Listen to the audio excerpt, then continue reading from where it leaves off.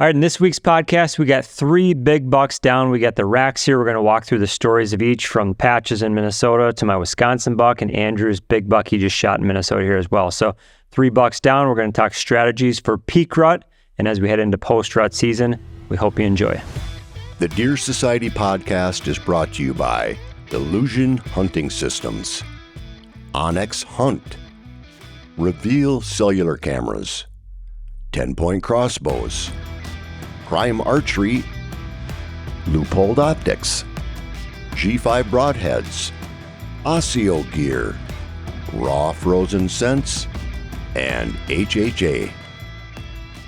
Welcome to the Deer Society podcast. As you may hear, a little bit different sound today. So Brian Lemke, our typical host for the podcast, is out trying to snag a big buck. And the rest of us, he's going to smash He's going to smash one. He's going to smash 1 or 2 today. He's got a that magical lease of his Minnesota tag. But we got 3 bucks on the table here today we're going to walk through. So we've had some success over the past week and a half. I think we'll just walk through each one, kind of walk through the hunts, strategies that helped us get the bucks down, different tactics we used. And then once we kind of wrap up the stories on all 3 bucks, I think we'll just jump into what we're seeing right now, some updates out in the field, lockdown, gun season, a lot of big topics. But yeah, we got Mike Ducart. If you're not watching, Mike Ducart on my left. This is JJ talking. Andrew Cheslock on my right. So he's been on the podcast 1 or 2 times before. I think this is like number 3, number 4. So I'm putting my time in. Yeah, slowly but surely. That's what happens when you shoot big bucks. That's right. You got to shoot the big bucks. Yeah. So year time. Let's just go in order. So the first buck down, October 23rd, was, and maybe you can show it off a little bit if people are watching on YouTube. They can check it out. But yeah, Mike, you were the first one to strike. Yes, I was. And this is a buck. It's a 5.5-year-old deer. And we know that. And a lot of people ask about that. Well, how do you know what their age is? Well, we're pretty consistent around the areas that we hunt, and we use our reveals religiously. And between that and hunting and just seeing these deer, you can recognize them by the genetics of their rack. It stays pretty consistent throughout their life unless something happens to them. But in this particular case, this deer actually, we named him Patches. And Patches has 2, he's just a beautiful looking deer. I mean, he's got a little bit different genetics in the coloring, where he has extra white. He's got a little extra white accents on his face. He had a big, huge, bright white throat patch with actually a double patch. So he was very easy to identify. And the first time I ran into this deer was after, there was a season where I hurt myself, and the boys put, you created that blind called the bat blind, because I couldn't really get up into a tree. So I sat there over a food plot.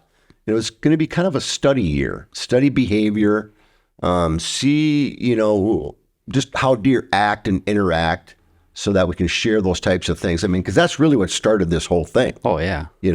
I would study these deer, and then I created the extinguisher deer call and got it to match those exact tones of the deer.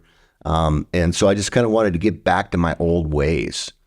So anyway, this deer comes out, and I'm watching him. He's just a cool looking little, about 1.5 year old deer. And I could see that he's got a double patch. That's cool. Well, the next year comes along. He's kind of a homebody. He stays in his core area. And I could see how he was a little bit more of an aggressive deer. So as he gets to that 3rd year, I mean, you could see it in the 2nd year, he would bully, and kind of, make sure his presence were felt with the other small deer that were coming out. And by his 3rd year, you could tell he was starting to get aggressive, and he was coming in, and he's digging up the scrapes, and he's standing on 2 feet. And, just a lot of things going on with this deer. We watch him he gets to the age of 5.5. At 4.5, he was decent. At 5.5, he didn't move hardly at all. So from 3.5 to 5.5, we weren't dealing with a lot of inches, but we were dealing with, definitely mature buck behavior. Well, and you guys shot Skyscraper and what's the buck that you Little shot? Splitter. Little Splitter. So his core area got smaller, and he kind of took over the area once those bucks were harvested. Yeah, and that's kind of how the system works for out at that particular farm. So we when a deer gets mature, unless we see he's going to turn into a 190 or something like that, we're going to take him at about 5.5 years old. There are occasions where If they make it. If Sounds they- easy, but yeah, because we're talking about the cycle of, I don't know, from when he was 2.5 years old to this season when I shot him. I'll bet you between the neighbors and us, 20 bucks were killed. Holy Toledo. At least 20 bucks were Oh, killed. wow. And I would say at least, if not more than half of them, had the potential to become something really special. Yeah. And that's where it can be a little hard on a person. It can be a little frustrating. When you see a 3.5-year-old deer go that's, already scoring almost 140s, you're going, Has great potential. my God, if you would have been 6.5, you would have been a Well, giant. you guys are slowly starting to get to know your neighbors with each season progressing. Like you had that one neighbor that showed up here the other day at the shop, shot a deer that you guys knew really well, and you're able to show him that specific deer's progression.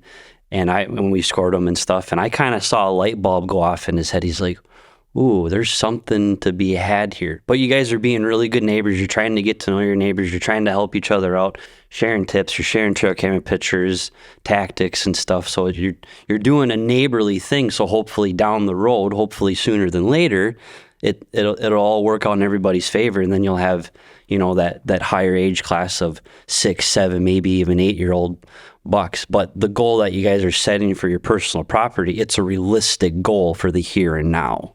Yeah, it very much so. And that's such a great point. I can talk on that point for a long time. And actually, let's just talk about a little bit of the progression of, let's just call it the neighbors, okay? So we have 1, 2, 3, 4, I would say 5, almost 6 different parties that can hunt our border. Okay. And it started out where it was just like a free-for-all. I mean, because people hunted this land I'll just say not, ethically or legally, whatever you want to say. It was an older couple had it, and they couldn't, really see what's going on. There's people coming in and out and trails and stands. And of course, nobody's supposed to be hunting there. Yeah. Then it kind of got to a point where, okay, we purchased the land, we established the border. There was still an aggressiveness there. They were still piling up on it. We had some weak points where there's just really no way to protect it. And then once again there was some aggressiveness and some trespassing, and then we got aggressive on that on our own. Had to kind of set the story. And some tickets were issued and those types of things. Nobody steps on the property. If they shoot something and it goes in our property, they wait. They wait for us and they don't go in. We do all the tracking and everything. Mm-hmm. And then it maybe JJ can talk to that a little bit. There's a couple that are really excited about what we do and wanted to manage and take advantage of it. Okay, there's still a few more that were what I'm going to call my pre-deer years, because I started out in waterfowl. That was my big thing. I used to call them the waterfowl championships, world. Did you work with like Stacy Fox a little bit? You tried to get Stacy Fox at Coyote Creek to run your calls or something? Yeah. A mutual buddy of ours. Yeah. So anyway, I go to the deer thing but when I would deer hunt as a waterfowl hunter, I did it like everybody else. You shoot a 2, we call them the porchers, remember? All the 2.5-year-olds we had sitting the racks on all the way around my porch. So they were the porchers, we call them porch deer. They're 2.5-year-old deer, beautiful bucks to us. Oh yeah. Exciting to shoot. I got a nice buck, and I would say a high percentage of people hunt that way still. Okay. Now we're going to a whole different place. We're going to a very high level, very sophisticated way of trying to shoot. I'm going to say trophy deer, not in the sense of inches, but in the sense of age, because that's where the challenge is. Mm-hmm. The older they get, the tougher they get, the smarter they get. And here's a good example here on this table. we have a younger deer scoring more than an older deer, but it doesn't matter. You know what I mean? Yep. It's the chase and it's the deer. But anyway, the neighbors started to kind of get on board, a couple of them, and there's still a few more that have elevated. The one neighbor shot 5 bucks the first 2 years. 2 years, of which 3 for sure were really, really good up and comers. 2.5-year-old, 3.5-year-old. One of them was one that we were trying to get, so that was good that happened. He was kind of a bully scrapper. Yeah. This is party hunting during the gun season? No. It's guns. Yeah, I should bring that up. We only archery hunt. Yeah, you got all we do. Do cart, yep. And most of these deer are being taken during the gun season. And Minnesota's gun season overlaps the pre-rut rut, the peak of the rut. And it's just so hard. I mean, these big bucks and young bucks, they're running everywhere. Yeah, hormones are running through them. They don't know what's there's going on. No way to really hold them on your property. So we are learning as we go. Anyway, long story short, let's get back to Patches. Yep, Patches. So Patches becomes that second year. This is his core. He's there the second year. He's hitting the same spots. He's in the internal of the property. The third year, same thing. He starts getting more aggressive. He thinks he's kind of something now. And he probably bred that year, would be my guess, Oh, for sure. And so he was aggressive, and of course he got his butt kicked a couple times, and he kind of disappears, but he comes back, but not when the other bucks are around. Now, the fourth year, he becomes like, hey, I'm a competitor here. And he was taking other deer on, so he was challenging big deer. He knew who he could and couldn't beat up. He's smart at that point, so he either avoided them, or he would try and push out other deer. Okay. And, He was a core buck. He was a core buck. 100%. Yeah. He was there all season long. He wasn't straying much as far as we knew. Not too much. No. Because of the habitat that we built. I mean, we got everything they need there. And there's a lot of does there that stay there. And there's a lot of cover for the does to hide from being harassed. And there's just a lot of elements there that, work out well for us. If it's a drought year, we make sure there's plenty of water. There's always plenty of food, but cover and all the elements are got to be there. And we don't hunt it till we push them out. If you go in and hunt a deer well before the pre-rut, early bow season, and you hunt them hard and you start getting into that core and everything else, you're going to lose that deer.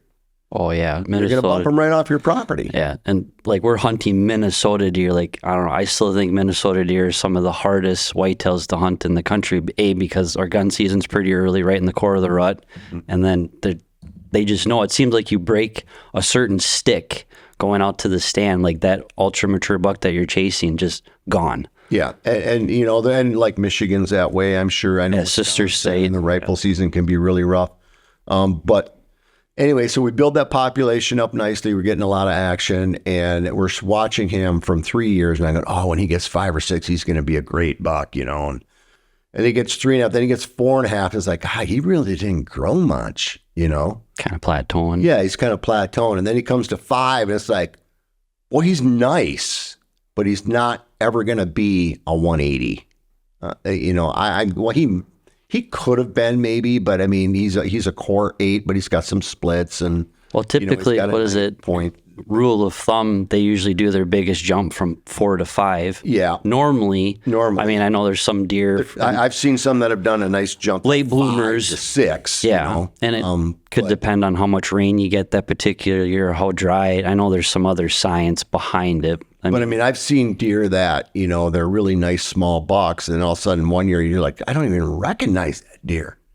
And then you start looking at it, it's like, holy cow, did he make a jump? Yeah, for sure. Because he got all this extra stuff, he got the extra length, the width, Anyway, he wasn't that kind of deer. So, but the beauty of that deer and the history of that deer at 5.5, he went on the hit list. There's no question about it. Because there wasn't a lot else really there to choose. He's the top age class right now. Yeah, he was the top age class on our property, and he took the property over.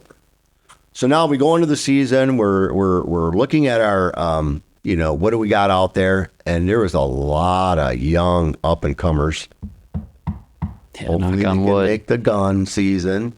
But then there's a lot of nice mature bucks too. Well, he was still, with his aggressiveness, still holding them off. And I just managed to get him patterned because he was a core buck. And we patterned him. It was consistent. And I didn't go in there and over push him. I just stayed out on the edges. And, that we had one encounter where I thought, oh my God, we lost him. No, it's done. He's done for the year. You're on the ground, right? Yeah, we were on a ground blind. And it's over. It's done. We're not going to get him now. And later that week, that's when I took him. So from that, let's run through that quick. You don't need to dive into deep details. Yeah. So you have an encounter with patches a few days prior, a week prior, walk through that really quick. So you're going out hunting that day. Like, what's the setup? What's the conditions? Got a pattern, and there's just certain winds. We decided that instead of hunting and it's me and JJ and I teamed up on this buck. I mean, we're talking a lot. If he can't be with me in the stand, he's telling me which stand he would suggest. And I'm trying to get up in these stands, and I don't hunt stands much because last 2 years I've been doing a crossbow. So with that being said, the crossbow is a different animal. A lot of people say, oh, crossbow, yeah, it's so simple, so easy. No, crossbow is probably the most awkward firearm that I've ever shot, and I go back in the military. So it's the most awkward. It's just awkward. They're very heavy, front heavy. And so to get them steady, just holding it is very, very tough. It's not easy. Mm-hmm. And especially if you're in a tree stand. Now, that's why most people use, monopods or tripods for shooting stick of some kind. Of some sort with a crossbow, and then you shoot them out of a ground blind, then they're just ridiculously good weapon. I love the efficiency of the kill of a crossbow. I do get the itch to go shoot my bow again. I'll probably shoot some does with my bow. Actually, I don't have a bow. I get JJ's hand-me-downs. But I can't wait to shoot that new, which one do you have? Yeah, that RVX. Yeah. Well, I got to tag out first. Then yeah. We got the same draw length and ratio of kisser and peep sight and stuff. So when we switch bows, we're always dead on. It's crazy. I would shoot his. That's bow. helpful. He goes, try this one, because he always got his hand-me-down bows. Something and about it. Perfect fit for me. You're supposed to be the one giving him the hand-me-downs, Mike. Know, but he runs the show, so I'm retired. So anyway, so we get the new primes, and everybody's excited about them, and I'm shooting the crossbow. I'm like, oh, okay. I don't need one. I'm going to shoot the crossbow. So because which one? It's a 10-point crossbow. Do you remember which one it is? I get a new one every year. So this one is which one? Is that the TRX? Yeah, the TRX. Yeah, which I love. I think, the TRX 440. So the same comparable crossbow the year before was the Nitro. No, it was the. I have to go. There's another 440 or something. It was something, yeah, the 440 something. RTX or. You keep switching models. I can't remember them all. I don't know. Anyway, we change our bows like we change our underwear. Models already. So I fell in love with that one. Okay. And so when they told me how to shoot a new one, I was really bummed out. Yeah. Because you just finally got it figured out. So we set it up, and I go shoot that. And it's like, this is even better. I didn't think it could get better, but it's better. I just love it. So anyway, so I go out there with this brand new crossbow, and, the efficiency of the hunt. And, you just put it on. It was I don't like to shoot long with that. And it was a freehand shot.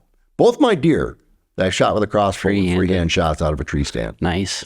Well, I'm sure some of your military background kicks into there with shooting properly. They're very unstable weapon if you're freehanding them, because the weight is so much forward. It's kind of like a pickup truck, like all the weight's in the front and there's nothing in the bed to grip. It's hard to kind of control it. And then add the adrenaline to that and trying to keep that steady. You're better off sitting down. I actually because I practice that, and that's hard to do in a tree stand. Now, if you got a rail on the tree stand, that'd be great. Yeah, but we don't. But there's a key thing you just said there. I practice like that. I practice it. So I got up, and there'd be small bucks or whatever, or does, and I would pull that thing up, and I'd be, all right, if he did this, and then it gives you the practice of getting it off the hook. You get to pull it up. But my thing was that I just locked hard my shoulder into the tree behind me. And so I just got a steady position there, and then I just locked everything tight. And so it's just the core of my body leaning against that tree, and then just calming yourself down.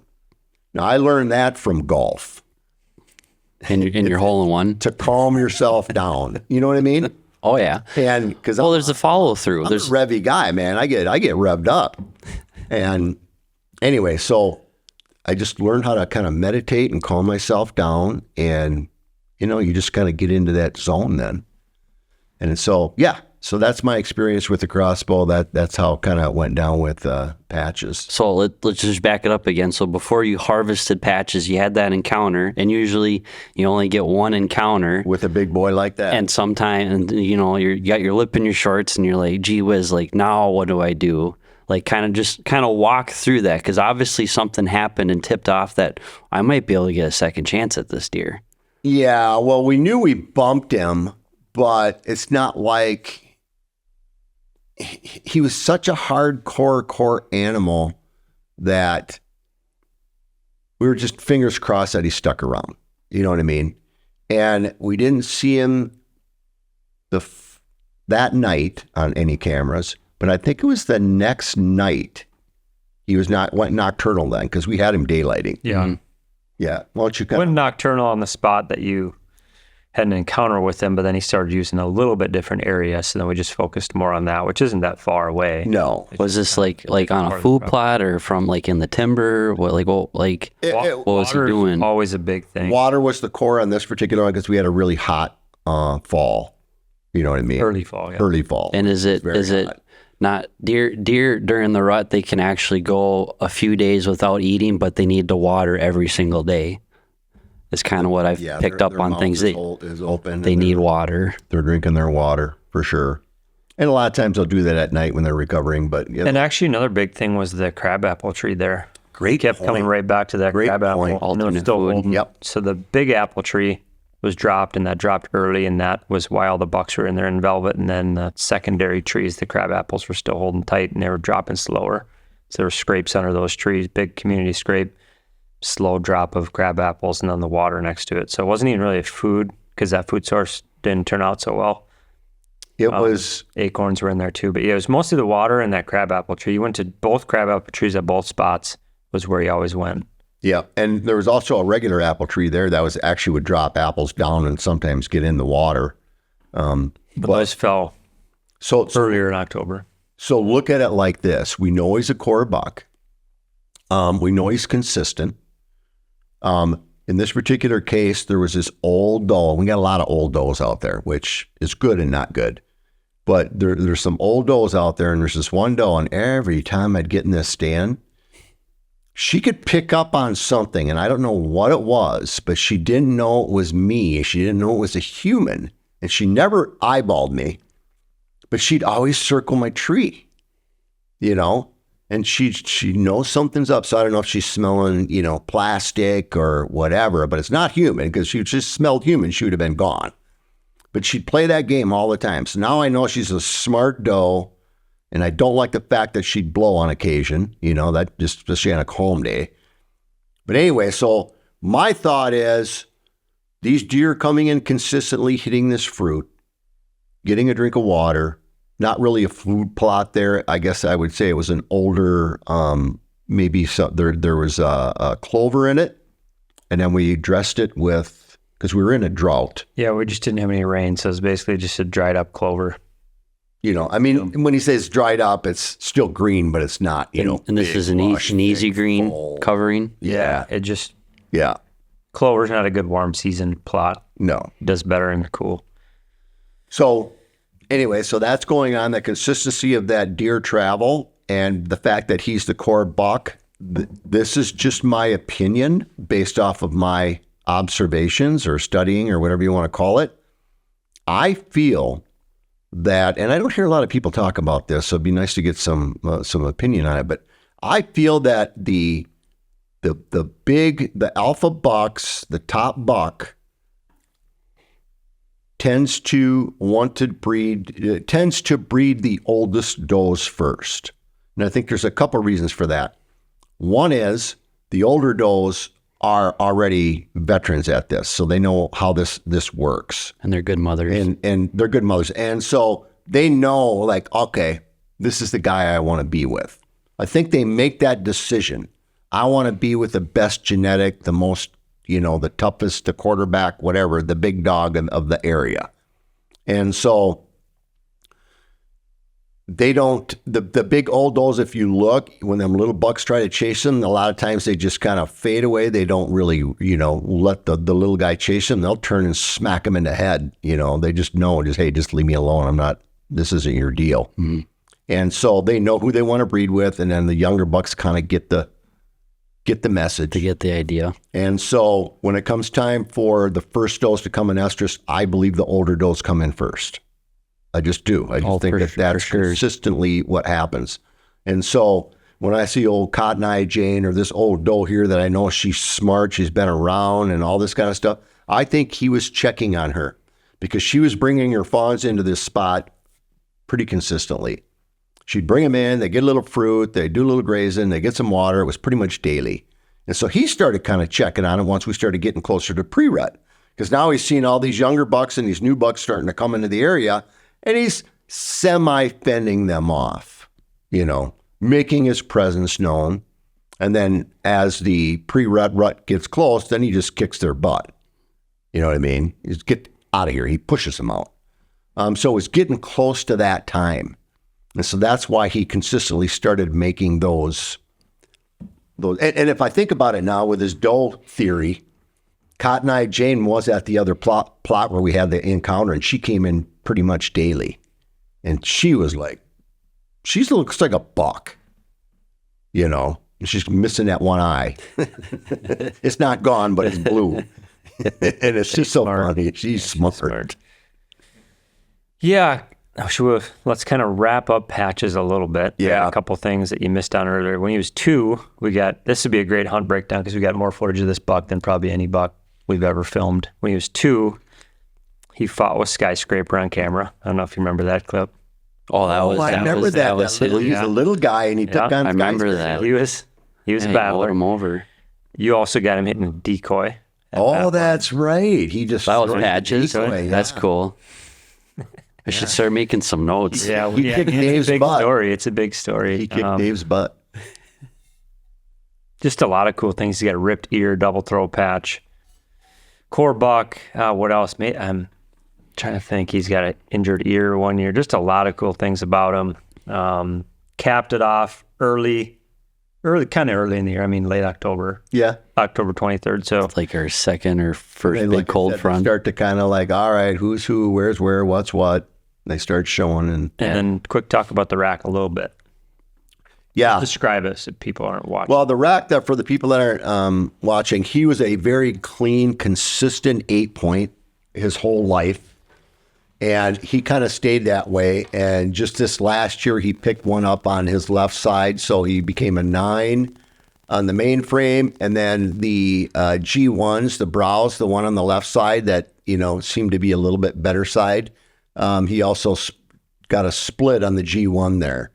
And yeah, the bases are really thick and big around. They're, knobby and stuff. So, that's some of the signs of a good mature buck. Not a super heavy rack by any means for a 5.5-year-old, but just a very nice, consistent, just a really cool looking rack. But when that cape gets on him and you see those, accented white features and a big double throat patch with this really cool looking rack, he's probably going to be one of the prettiest deer on the wall. Yeah. You know what I mean? Beautiful deer. He's going to just, be that kind of a model. And he was our model, actually. And he was it wasn't like he was a small deer either. No. I'm not. Huge neck, like one of them pit bull looking bucks, real aggressive, head low. Always walked with his head low. Yep. I don't want to downplay him like there's something wrong with this deer at all. There's absolutely nothing. He's got a lot of mass on the bases, but then it just kind of fades away. But good coloring. Dark top, at the base. Found one of his.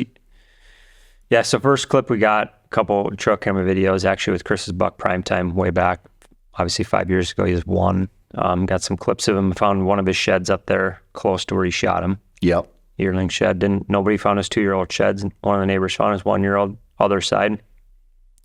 We found his 3-year-old sheds in a bedding area. They were chewed up pretty bad. Yeah. Again, 4-year-old sheds chewed up pretty bad in a really far west bedding area. So actually my mom found those ones, which is kind of cool. She got to Oh, nice. Yeah. she'll be added to the story, I guess. So a lot of sheds, a lot of history, big buck down, waiting for bigger ones to slide in, and maybe one did. We'll see. Well, now that you say that, your mom has found both pair sheds of both Yeah, of she found little splitters. the last 2 deer I've shot. And those weren't chewed up. Those were nice. No, those were perfect. Oh, nice. He's a shed hunter. She's a shedder. Hey, that's all right.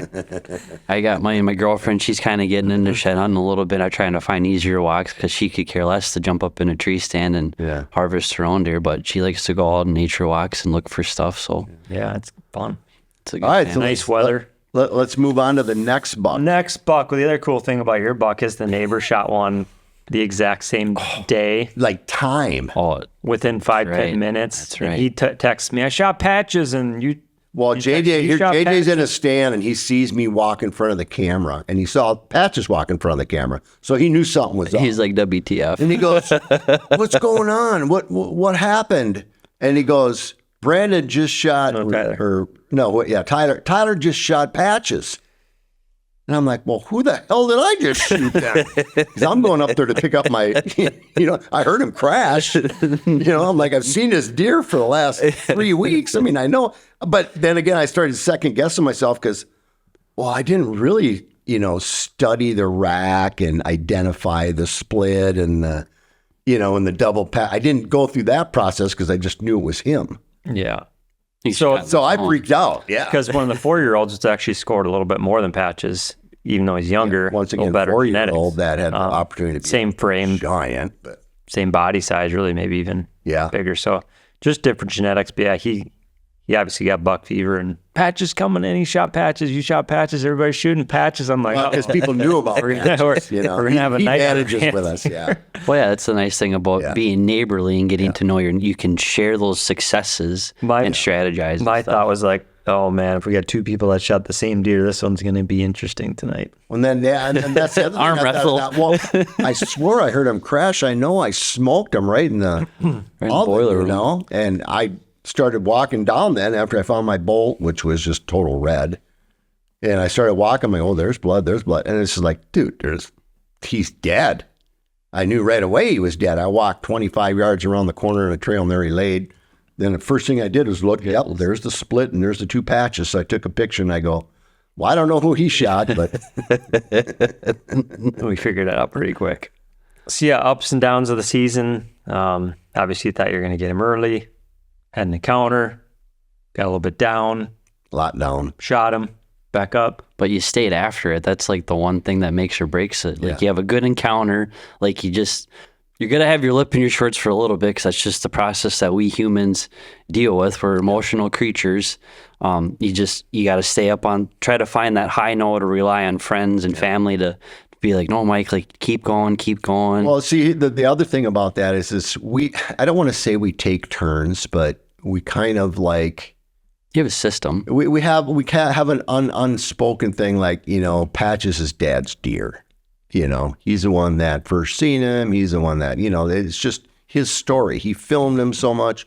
So they kind of stayed out of the whole property for me while this is going on, JJ and Chris. So now Patches is gone. So now things change. Yep. Other deer that we wanted to live now can come in and become core bucks.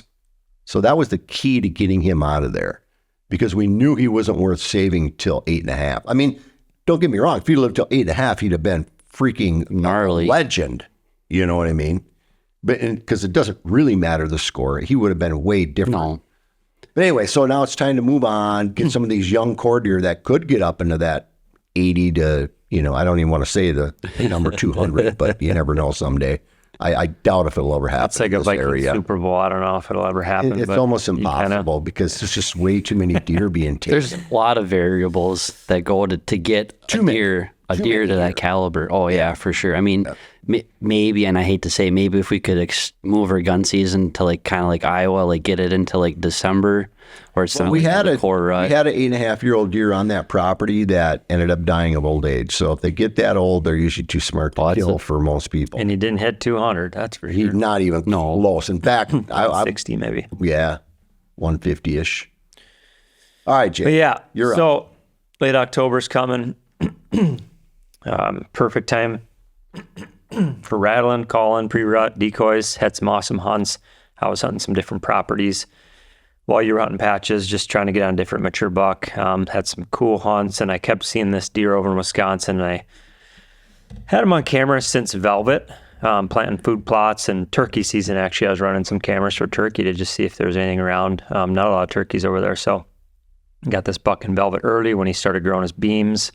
Wasn't sure on his age, kind of held him at 4 most of the year. Wasn't sure if I should go over there and hunt him.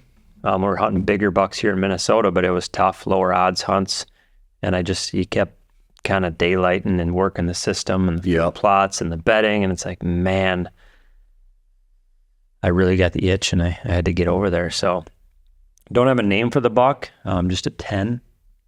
Maybe I should call him the other day, I was like, what should I call this buck? Well, when he came in on camera and he was clicking, maybe I'll call him like the clicker buck or something, because he was croaking and grunting and clicking and popping. It was crazy. Probably the most vocal buck I've ever shot. Wow. But yeah, November 2nd, got over there. Actually was over there Halloween. Went over there Halloween and saw him the first night. Pretty cold, rainy. Could not get him to commit and come in. He was not showing up in the morning so much. Hunted that next night. I think saw him again early, 2 o'clock, 2 o'clock. Cruised through. Didn't see him after that. Next day, I think I didn't see him. I think that's where I was watching the reveals, and I looked, and he came through on camera that one time, and I could tell he was a swamp buck because his feet, about 6-8 inches up, were all, bloody and mucky.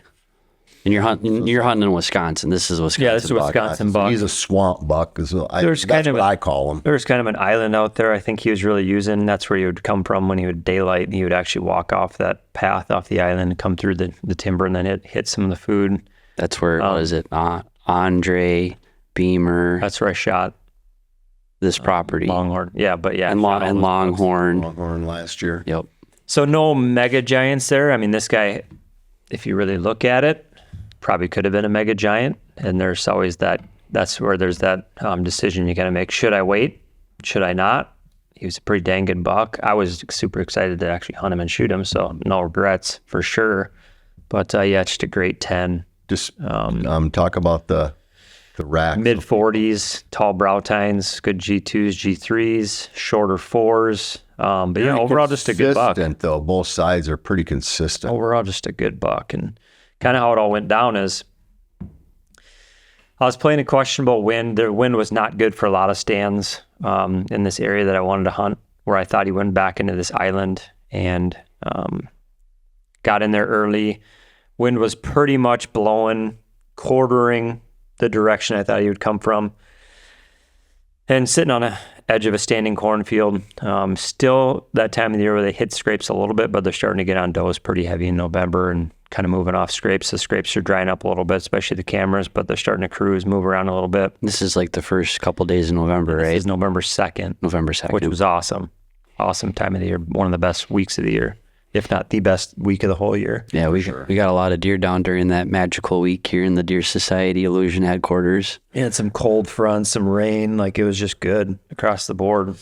But this doe kept using this area for a couple days, and she kept bleeding a lot, which is weird. Just did a lot of walking and bleeding. I could hear her coming. So a couple days in a row, she would walk this area, and I was telling Andrew I got to take notes on this. So I remember it for the breakdown, but she kept bleeding, walking through this warm season grass, going to the corn, using the woods, and everywhere she would walk, she'd just be bleeding.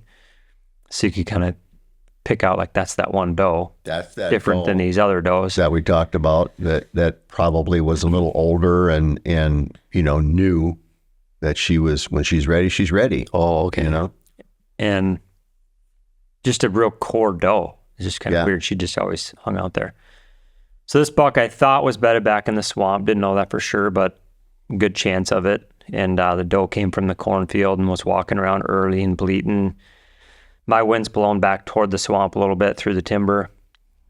She goes back into the timber with about 45 minutes left of light. And I don't know if that kind of got him up, or if he was bedded real close, or if he was already on his feet. But the next thing I know, 10, 15 minutes later, I hear chasing starting to happen, crashing, breaking, grunting, so he's on her. Yeah. So she basically went in there, and then he found her, and they started doing the chase, and he's locked on her. Maybe she's ready to breed. I'm not sure. And he's on her pretty good. I'm trying to film. He's behind me. And he's on that doe, like locked on, like probably must be ready to breed her. Well, yeah. Why would she be running around?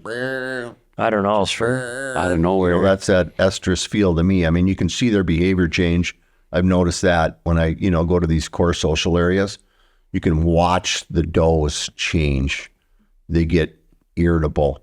They start getting mad at their fawns. They start kicking them away when they're, a day that they know they're going to be starting to breed. She was acting weird. Within 24 to 48 hours, they're going to breed when that happens. The day before, she bedded 30 yards away from me in the middle of nowhere and in the middle of a grass field, just laid there. And yeah, she was ready. Yeah, she kicks him up. He's on her. And then kind of you're kicking yourself in the hind end because you picked maybe the wrong stand. He's over by my other stand in the timber running around right under the stand. I'm like, man, I almost walked there and went into that stand. But just hoping they keep working. I actually did some doe bleats. I didn't want to do any buck grunts or rattling or anything. I knew he was on a doe, wanted doe, wanted to breed. So did some doe bleats. Not sure if I know he for sure heard it. Not sure if that made a difference or not, but the doe did start working my way.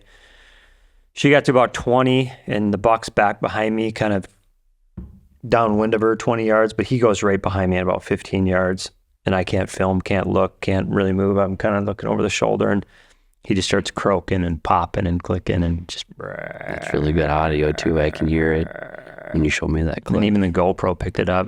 It was a 12-minute long clip there before I got the shot, so it's a lot. We'll have to pick through and see if we can get some good audio of it, but I know. I wish I could have flipped the camera because he was just right behind me, just but you're locked clicking, and then I'm locked down and the doe's off to my left, and finally he comes to my left and he's at 10 yards and doe breaks through 20 yards, perfect broadside. I just want him to follow her, but like all bucks seem to do, they do something weird, and he comes through a trail I've never seen a deer walk and breaks through the brush, and chaos ensues, and a couple arrows are flung, and one made a couple made its mark, little deflection, little graze, little all kinds of stuff. Adrenaline.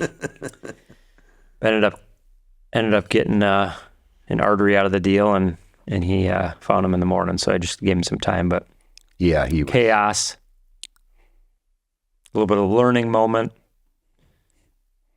Could have been better, could have been worse. Worked out okay. Yeah. Yeah, you could still be hunting right now.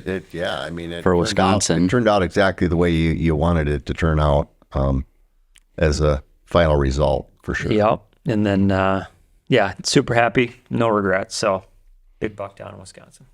So would you say it's like, that was like the start of like the chasing phase or the seeking phase? Yeah, for sure. Just got off, because the days before that, late October, they're hitting those scrapes hard. I mean, I could have killed this buck on those scrapes based on the cameras. I mean, he was just pounding these scrapes every cold front.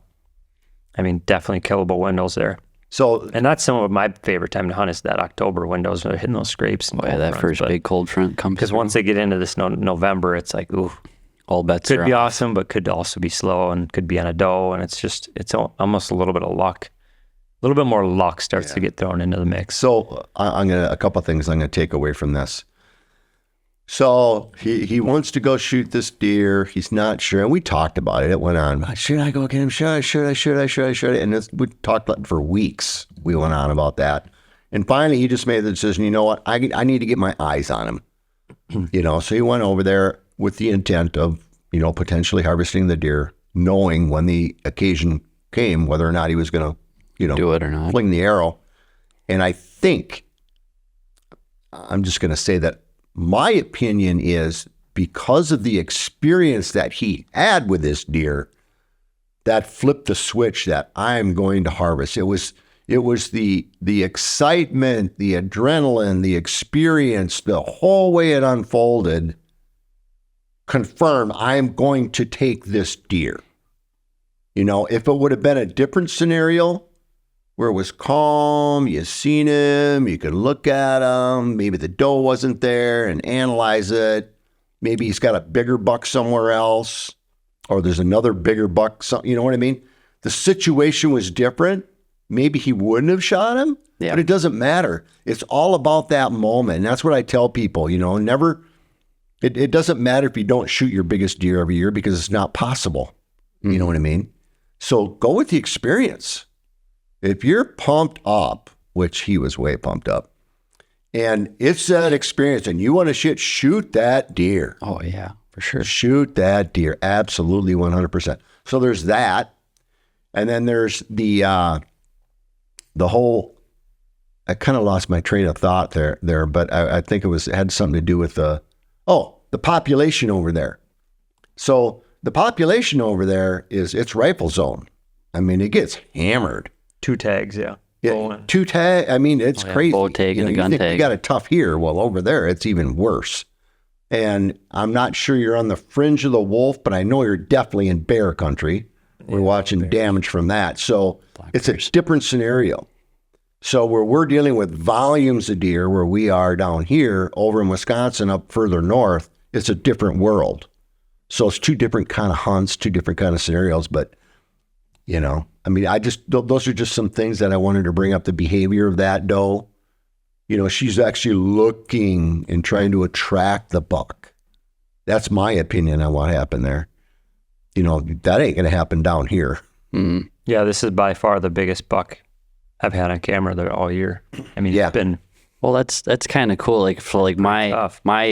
me looking through the window from the outside, as far as like what kind of hunt JJ's having, it's like, all right, so he doesn't have any history with any bucks, kind of like Beamer and Andre the Giant and Longhorn, which is okay. You don't have to have those deer that are regular on your property all the time. It's just like, all right, you have this piece of property, find the biggest, most mature deer on the property and go in and figure them out and try to harvest them. Take them, yeah. Like, I've been hunting Kentucky for the last couple of years, late season.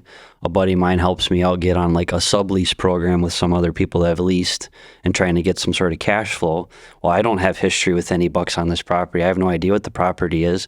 My intent is to get cameras and boots on the ground, find the biggest mature deer, and go after that deer. And that's exactly kind of like what your hunt unfolded to be, JJ. You had some history with it, it sounds like, but you didn't have anything else playing, and you're just like, well, screw it. Like, this is the biggest, most mature deer on the property, and if it works out, great. If it doesn't, well, then he lives another year. Yeah, and that encounter too, when he comes in right before he takes a few steps and he's and then he crash and leaves. So cool. And he turns and he's at 5 yards, and I got that camera over my shoulder, and I mean that was pretty epic. It's pretty badass. That's crazy. Wait till you hear That's what you live audio. for. Oh, the clicking and the It's popping, and crazy. it's cool. It's so cool. That's the blessing that what we're able to do here at Deer Society and Illusion and Almanac. Like, when we're self-filming our stuff, we can relive that again and again, and share everyone that's either listening on the podcast or watches on the YouTube channel. Like, we can bring it to life and show people, and then do more of the educational, been like, well, he's doing this because of this, or this food plot, and yada this and yada that. People understand exactly what you just got done saying, Andrew. You go out, you experience your hunt. You've probably experienced things like this, people out there listening. But if you're documenting it, you might as well multiply it by 3 on how hard it is to take this animal. Oh, it's ridiculous. You multiply it by 3. Now I remember my other point with you, JJ. So during the different times of the year, like I had my buck patterned, pre-rut, we'll call it. And he was just starting to kind of make his rounds and stuff and establish the area and see what's going on out there.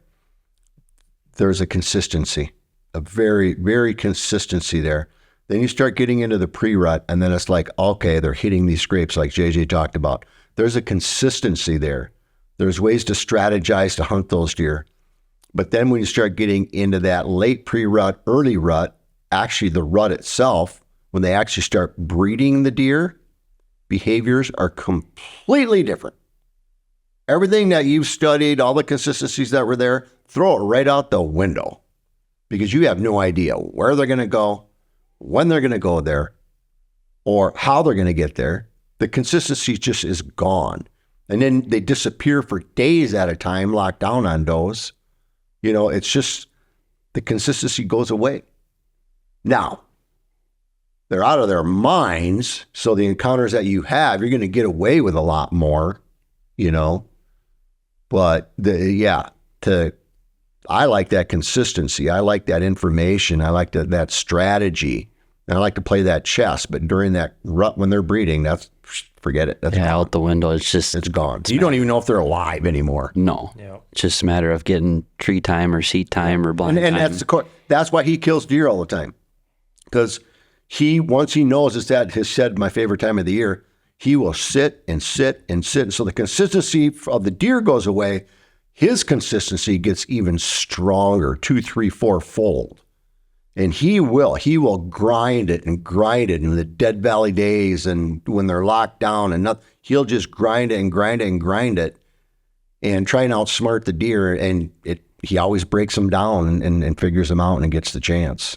But it's a lot of work. And it's not an easy game. It's almost a mental game. Young kids and you got to travel and My neck hurts from last night sitting in that wind.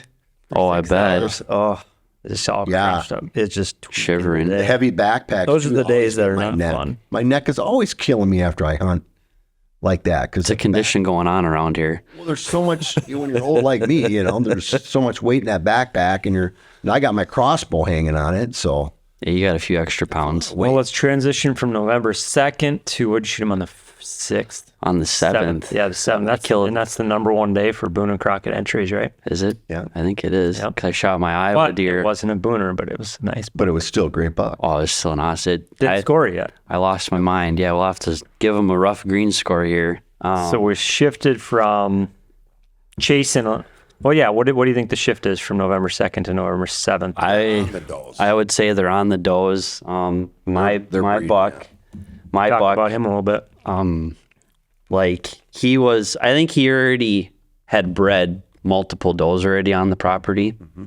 Because the day that I went in to go kill him, I actually got a picture of him on the far northeast corner that we have on this property. And this property is long, kind of like a landing strip, runs east to west, south-facing bluff, and then cornel along the bottom.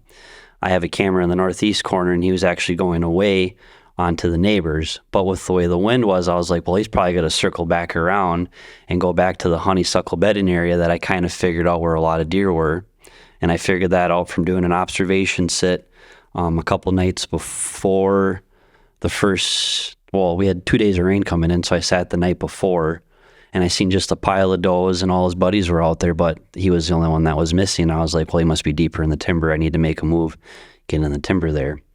So anyway, overnight, he was heading north. Wind was switching from like north to like westerly, and I could still get in on this ridge top where he'd been frequently had a lot of daylight activity from like October 25th through the 31st. So I was just like, all right, I just need to put time in there, right? And with the way the wind was going, he had a couple options of different logging trails that he could cut the wind. So I sat there. Sat there 2 days, did 2 all-day sits, seen some smaller bucks trying to hit up does and some smaller bucks that were actively seeking. One deer actually broke some of his antlers off, and you could see some like green gunk coming out from some sort of infection from sparring with an older deer, breaking antlers, whatever. I'm like, well, I'm in the right spot. And this is the day of that I killed him, and I'll kind of backtrack a little bit, but I would say actively seeking for more does again, like rut. It's on for him. Yeah, he's for jumping to another doe. Yeah, he's serviced her. Now he's looking for the next. Yep, he's probably already bred the more older does on this particular property. Yep. Now he's expanding his range. He's wandering, looking for more ladies to go on dates with. Before you get into the hunt a little bit, talk about the bucks. All right, He's the buck about himself. 5-6 years old. I would say from pictures from last year, Lemke, he was running cameras on the reveal or on the property reveal cameras. I would say last year was probably 4. He's actually got a shed. His son found a shed off the deer. And then once we got pictures of him this year, we would say he's probably 5. We're going to send in teeth like you're going to send in teeth for yours just to try. I've never done it. Curious. Again, another element I want to add to the hunt breakdown when we go to produce this one. But last year I was actively hunting a different deer I had a lot of history with. Like this would have been the 4th year hunting that specific deer on a different property deer I call frostbite. He's probably between 8 to 10 years old, I would say now. But anyways, long story short. But Brian's Lemke, he was telling me, he's like, dude, you just go hunt this lease. And last year I stayed out of it because I was hunting that one deer. And then this year he's like, go put some cameras out. We need to figure out if we're going to continue this lease on. We have up until like early fall to figure out if we want to continue this lease. So I threw cameras out. Had some decent 3-year-olds, maybe some 4-year-olds, 8s, 10s. And when he come walking through on trail camera, that's where my interest really peaked. I was like, that's a big, old, mature deer. Like something closer to the caliber that I want to hunt. And my goal is to shoot a deer that's 4 years of age or older. Yeah. I could really care less to shoot a 3-year-old, even though there's one 3-year-old on the property right now. Like he would be very tempting to pass, and it would have been my. But he would be sleepless nights when he's 5. Yes. Oh yeah, for sure. And it would have been. It's hard, you know. It's hard. It's a gamble. Like I don't do pull tabs or I don't go to the casino or whatever. Yeah. This is my casino. This is my gambling. I save all my luck to try to harvest a big Minnesota buck because I hadn't shot. Looking at the characteristics, and you can kind of walk through, but I look at the characteristics of this deer and Patches, which were almost positive he's 5 because we recognize him. But you see them barnacles and those barnacles. That's what I'm going to call them. Barnacles. It's better than warts. But what, the beadwork or? Yeah, just all that. Excuse me. From the base of the rack all the way up to the G1s, and even on the main beam in between the G1 and the G2, that tells you it's a very mature buck. And then JJ brought up to me that the skull. The thickness of the skull is very consistent with Patches as well. So I'm guessing you're in that 5 to 6.5-year-old range. You know what I mean? Yeah, it's even a bigger skull than Patches, and we know Patches is 5. I mean, we're very confident. But so he could. You believe Andrew's buck looks like a bigger head, and it had a bigger definitely body. Wider frame. Had a bigger body. Yeah, it's a big 8. We haven't said that yet. So it's either a minor genetics difference, or he might be another year or two. Yeah, I mean, we'll find out. It could be like Andre, because you thought Andre was based off your history, 4 or 5, and they said 7, and the teeth came back saying 7. It's like that really caught us off guard. So there might be a little. Well, that's one of the reasons we're sending Patches' teeth in, because we have sheds for every year, and we got him on camera. I mean, you can't mistake. We'll see what the and that's. Yeah, and that's kind of like this one. Like we have 2 years of history with this deer last year and then this year.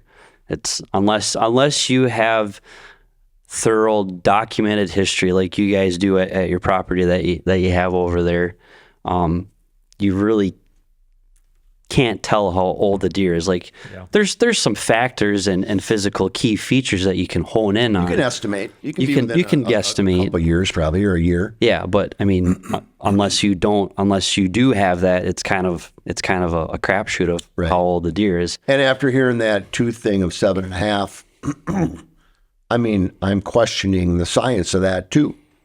Oh yeah, just based on our experience, but we'll find out. I mean, they might be off by a year or two. You don't know. Yeah, we don't know. Like we're kind of conducting. What's the percentage of accuracy on that? I think it's upper 80s to 90 or something. Yeah, that's what the website was saying. It's consistent, but it's which is pretty high, but it's not 100. Yeah, and it's a little bit better than ripping the side jaw off and looking at the teeth wear. I mean, that's a whole nother. That's a whole different deal. I mean, that's a whole different. Is there gravel like in their food that they're eating, and it's grinding down quicker and faster? Like who knows? But so the characteristics of the rack. Yeah, so he's got a lot of beadwork, long sweeping beams. His 2s and his 3s are just as equally as long. There might be one 3 that's even longer on his left than his 2.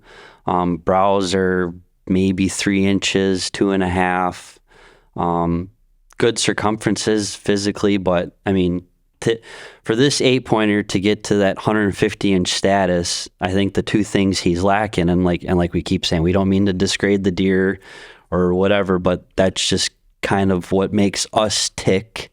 That's just something that we like to talk about deer and stuff when we get jacked up on, because that's just something our deer camp here at Deer Society Illusion pride ourselves on, is talking about the physical features. But to get him to that 150-inch status, I would say he would need a little bit better brows and circumferences. Otherwise, he has everything else to be that. Yeah, you got to have really slammer. good ones on an 8-pointer. Yeah, I had a buddy years ago when I shot, same year I shot my 8-point or my 10-pointer. He shot a 150-inch 8-pointer, and he had like 6, 7, 8-inch brows. Time length was about the same, and his circumferences, there wasn't a circumference under 5 inches, I want to say.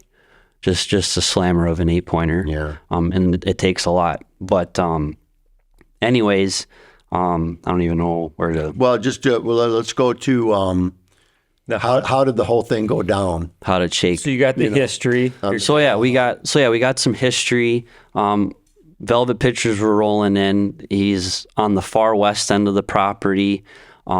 It's kind of like a bowl between two bluffs, and I kind of call it the cloverleaf because when I first went in there, there's just trails intersecting left and right. It was like I-94 going off to 610 and 494, and I was like, I just got to get a camera in here. So I get a camera in there. I get my first glimpse of him, and then I put one on an edge between timber and corn, and then I got him again. So then as he started popping more on cameras, I started expanding the range slowly, getting cameras farther and farther and farther apart. And then I kind of noticed some neighbor pressure, and all of a sudden he just kind of like disappeared one day. And I was like, well, what the heck? I mean, maybe he got shot. Maybe he's moving into more of his core area because the velvet's stripped and testosterone is cranking up. So I went in to hunt a morning, and this is early October, just to see what the wind was doing because I didn't know what the wind was going to be doing in that cloverleaf bottom. Typically, more bottoms are hard to hunt because thermal's rising. With those two bluffs being so close together, wind was swirling. But there was a dried creek bed, and I had my tree stand right above that edge of that creek bed, and I was banking on the thermals still to be pulling down into that until the sun hit that spot. And it was just kind of an observation. Figure out what this area is doing so I know what to do once rut came or a later hunt was going to come up. And it did what I thought it was going to do. Thermals were dropping straight down. The wind was out of the northwest, so it would bank off that eastern end of a bluff, and then it gets sucked right down into that creek bed. And I was like, sweet, cool. Well, pretty bulletproof because at that time, a lot of deer were coming out of the south. So they would put the wind in their face and they would go up to bed. Well, where I thought he was bedding was off on the northeast of where my stand location was.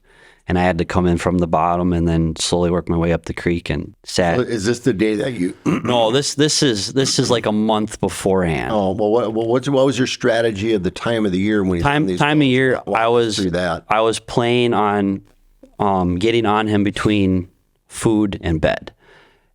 Because he would enter in on one side of a camera and always leave on the opposite side. So then I started looking at Onyx, and I was like, okay, well, it could be multiple spots, but he's clearly coming from here and going this way. So did his behavior change because he's on a doe now then? So you walked us through early how you identified that what he was doing and his core areas.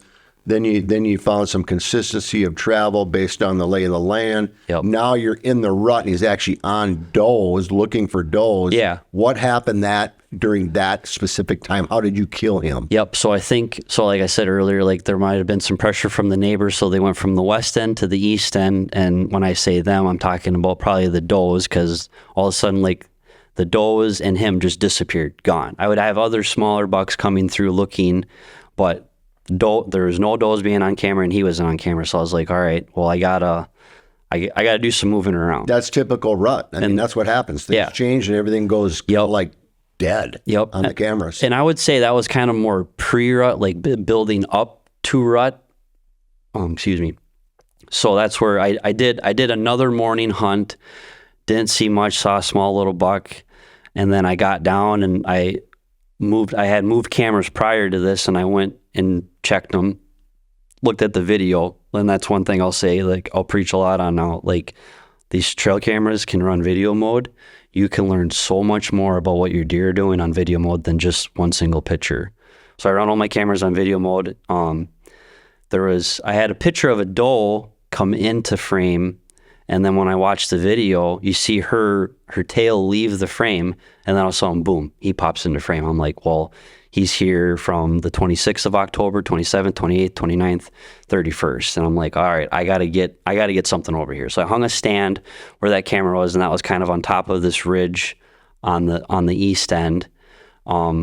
Did a sit down in the bottom where I kind of knew some does were coming out, kind of observation. And like I said, I saw all the girls were out in the field. Some of his buddies were out there, but he was yet to be found. I'm like, okay, he must be in the timber. So I need to get another set in there for evening. So I'll hunt up top in the morning, and then I'll come down below in the evenings right between the honeysuckle bedding area and the pick corn.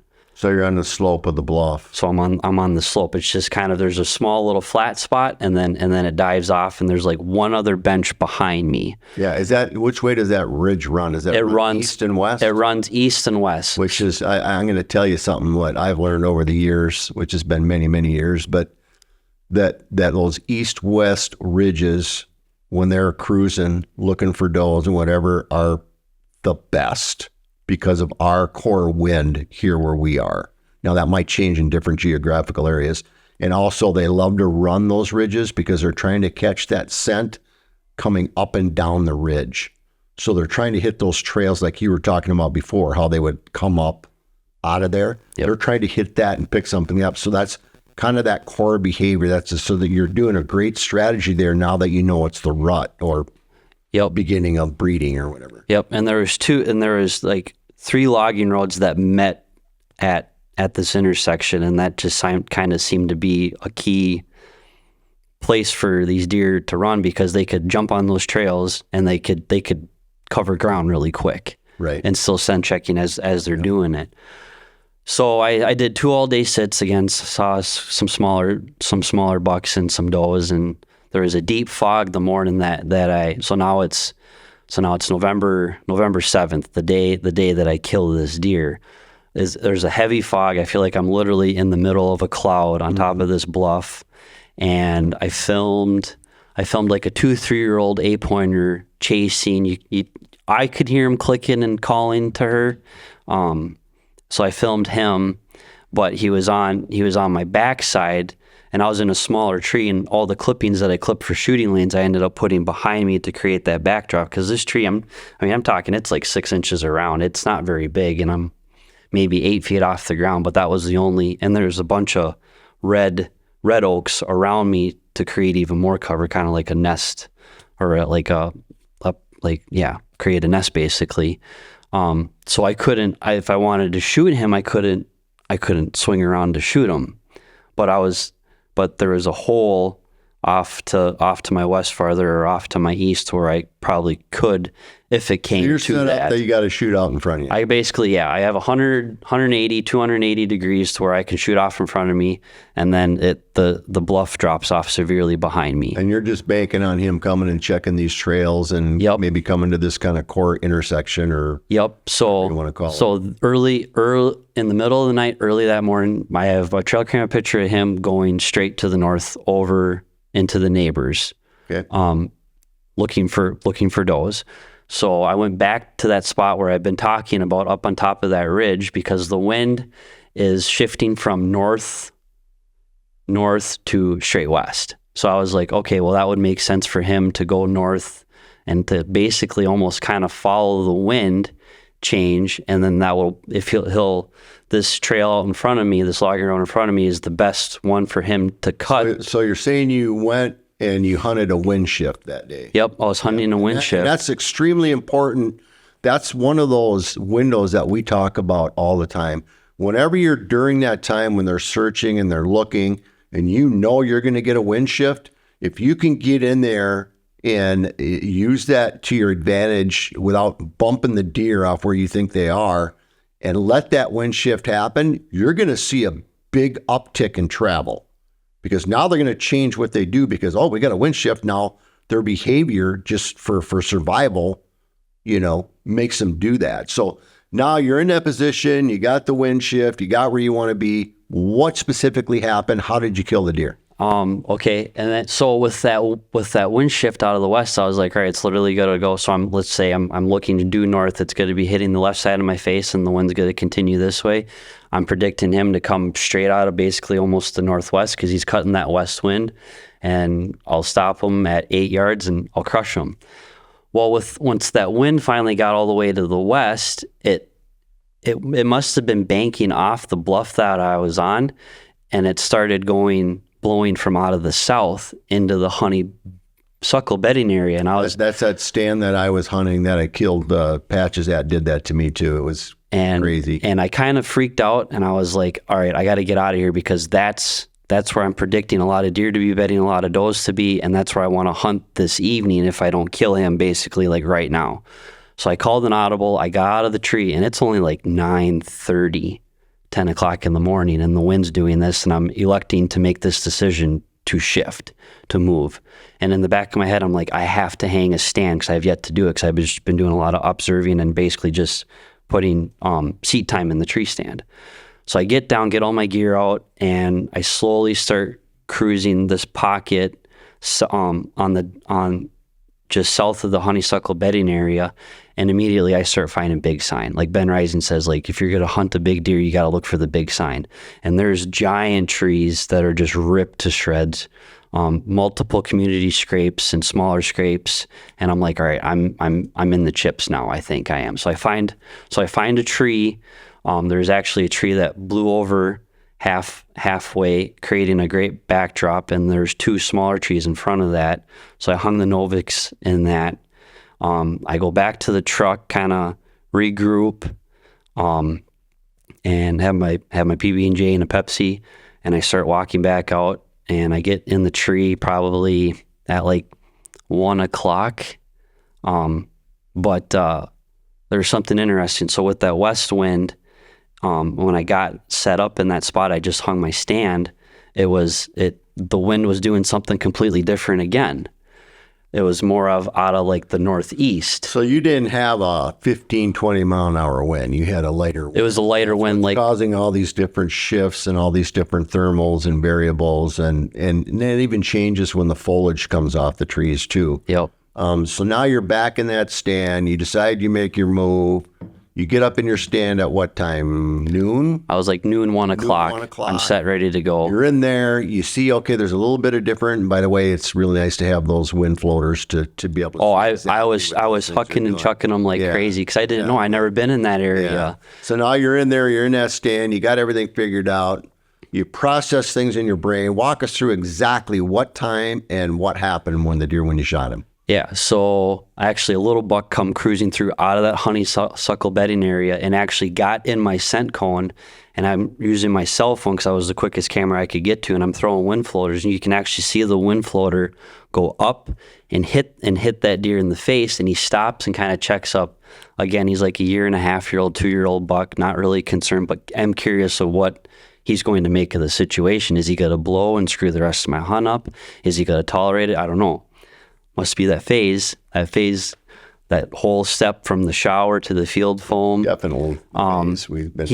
He tolerated it. He committed. He went on his way, and I'm like, okay, we have a shot here. It's a good sign. It's a good sign. I'm like, but I'm just gonna hunker down, hunt it, and see what happens. And in my mind, like I'm not killing this. I'm either gonna see him and kill him, or I'm going to observe what other deer are doing, and then I can kind of fine tune, dial in my set. So it's noon, 1 o'clock. The wind is supposed to be out of the west, but it's actually out of the northeast on this side of the farm, and it's kind of blowing up to where, with the thermals have switched from sucking straight down to pulling straight up, and it's basically going right back. So now where I was sitting. Okay, so what time are we talking about now? So it's like 1 o'clock. Yeah, so it's 1 o'clock. 1 o'clock. And you.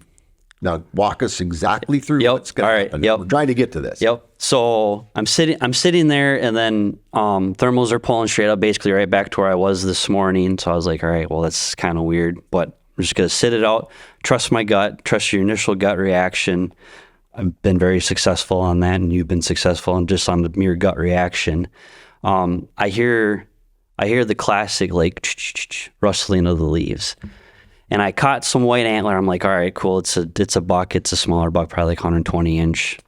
Not thinking I was just like, all right, well, get the cameras ready. Got the big camera ready. I go to go zoom in on them. And again, the thermals and the wind's blowing right up to where this deer is coming from. And obviously he's tolerating it, nose down to the ground. You can see him? I just catch a glimpse of him, and he's out at like 50, 60 yards, and there's a big tree in front of us. So I catch myself kind of leaning back and forth trying to figure out what it is. And I'm like, dude, just stop. Like you're facing straight east. I feel like the sun is beaming on me, but I got my osteo and I got a great backdrop.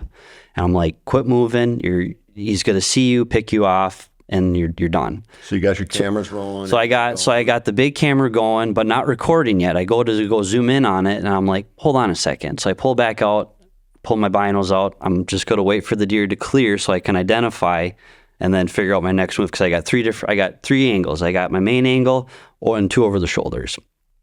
Well, he finally clears, and I'm like, oh my gosh, it's the big 4x4. It's the deer that I'm here to harvest, to kill. So that's where everything unravels. I am just losing my mind. I'm like, I can't function. I can't think straight. But all I know is I'm like, all right, hit camera 1, hit camera 2, hit camera 3, get the camera in his direction. And he's cross-winding that thermal. He's taking a trail, and the trail that he's taking, I'm thinking he's going to walk out of my life. He's actively looking for a does, nose to the ground, not paying attention to what I'm doing or what anything else is going on. He stops at like 30 yards. I'm trying to find a hole to sneak an arrow into. Can't find a hole. But there's a road about a quarter mile, half a mile behind me, and there's like a bunch of farm trucks going back and forth, creating a lot of noise. And then with the wind blowing, rustling the leaves, creating even more noise. So I grab the extinguisher and I give him like 3 soft like doe bleats, because he's only at 30 yards, and I'm trying to throw it. Yeah, you can't throw it away. Throw it at him because you'll pinpoint where you're at. Yep. So those first couple bleats didn't work. So then I kind of cranked up the volume, and I turned the call just a little bit more towards him. Still blowing behind him, but hopefully he can hear it. On that third call, it seems like he picks his head up and he turns on a dime, and now he's coming. Now the heart's really racing. Is he going exactly where you were pointing the call? No, he's actually I think so. I'm pointing the call back towards the south, and he's coming. Wait, hold on. So that's east. Yeah, back to the south. So he's like swinging. He's like swinging to the north. It's like he's trying to cut all the wind and get to the south and hopefully find his doe that's bleeding at him. Pick up on her just like a dog looking for a pheasant. Yep. So I pick out my trails. I range a couple spots. I get the main camera wide and on where I think he's coming, and I don't know. I just get into this zone. I zone out and I get into kill mode. I find my hole, and I go to full draw when he comes into the big shooting hole, and then I find like my second to last hole, and I give him a little map, and I freaking just smashed him. Cool. I heard that classic watermelon pop. He runs off at about 145 yards. He lets out this death moan, and then I hear sticks and twigs start breaking everywhere, and I just lose my mind. Like, you thought my Iowa reaction was crazy. I think this one's going to top it. Like, it couldn't believe it. And I go pick him up on camera, and it's the big 4x4 that I went in there to kill. You know, I don't think people understand the complexity of what it takes to film a kill. It's such a different world, you know. Dealing with all the cameras and trying to keep your mind straight, and just all the things racing in your head, and then the deer do crazy things and you can't get seen, and it's just the intensity and the complexity of it is like I said, it's threefold of a regular hunt, at least threefold. You know, it's hard. pretty cool. Yeah, and Andrew was filming with, I guess you'd call it a DSLR mirrorless camera, so it's all manual. A little bit different. It's not like a handy cam. You got like a real camera. Now, yeah. I'm used to, I don't have to deal with that much. Well, yeah, the autofocus on, because you're self-filming. Yep. Did kind of catch a branch at one point. You got to readjust, and so that's kind of a risk. But that's where those over-the-shoulder cameras are going to come into play, because they're everything's pretty much in focus. Like you can see the deer out in front of me. Again, I'm set up to shoot like 280 degrees out in front of me because I have that big backdrop behind me to save me because I got that sun setting in the east and the sun's beaming on me. So, and then my deal is I can't see, so I got that little stupid little monitor on the camera. 2-inch screen. I have to wear readers. Honest to God, I got a pair of readers sitting on the bottom of my nose so I can look out above them and see what's going on. But I got to make sure that I'm dialed in with my focus because I don't use autofocus, but I'm using, what do you call those? Peaking. Peaking. Yep, I use peaking. Peaking's very So I can see, helpful. but my peaking was a little heavy. So, and it was Washes out. Yeah. So I don't want to change it when I was in the stand, but it's just those dynamics. People don't get it. Yeah. It's crazy. I mean, to find and seek and harvest a mature buck is one thing. That's hard enough. And then you add in the whole self-filming aspect to it. It's a whole nother ballgame. Yeah, everything's got to align, and the buck's got to line. play the game, and yeah, it's a different ball game. A little shameless plug, we got a self-filming Art of Deer Hunting episode that launched this week. So if you're really into self-filming, you can go watch that on Deer Society channel. I just watched it this week. I haven't seen it yet. I just watched Yeah, these are 3 self-filmed bucks. Andrew with his biggest Minnesota buck today. We haven't scored it yet.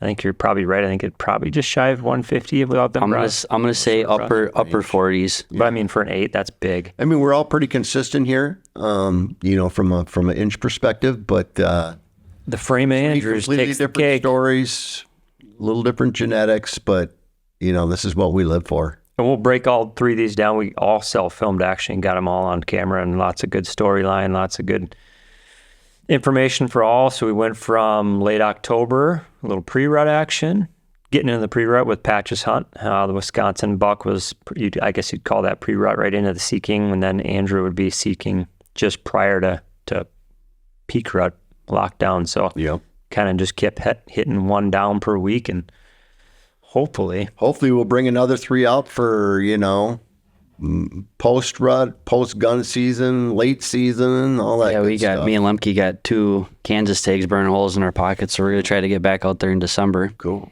a lot of guys shooting bucks, a lot of tags left halfway through the year. Just you gotta put your time in. Like start. You just gotta put your time in, especially right now. Right now, even with gun season. So let's hit that one. Let's hit that real quick. What we have going right now, so people can kind of use that. Right now, it's basically peak-rut. You call it lockdown. Peak-rut lockdown. Does Minnesota gun season hit here, so that's throwing another element into the mix here. Heavy pressure. A lot of pressure, a lot of bucks disappearing. Also got just a lot of scent out there, a lot of odor, a lot of noise. Yep. Guys walking bedding areas, so a lot of changes right now. A lot less cover. All the corn crop is gone. Bucks are still making mistakes, big moves, mistakes. Seeing a lot of midday, late morning movement, and then late in the evening. Oh yeah, that was the one thing about my buck shot in the middle of the day. I had him on the ground at 2:30. Lot of middle of the day action happening right now, or not necessarily middle of the day, but daylight. And excuse me, that's about it, really. Yeah, I want to wrap this one up. Yeah, so as we head into next week, we'll probably talk a little bit about post-rut tactics. Hopefully get a couple more big bucks down. But yeah, 3 bucks down here. A lot of guys still hunting. And yeah, good luck to everybody out there that has not wrapped a tag. Congrats if you have wrapped a tag. And we'll see you again next week. The Deer Society podcast is brought to you by Illusion Hunting Systems, Onyx Hunt, Reveal Cellular Cameras, 10-Point Crossbows, Prime Archery, Loophole Optics, G5 Broadheads, Osseo Gear, Raw Frozen Scents, and HHA.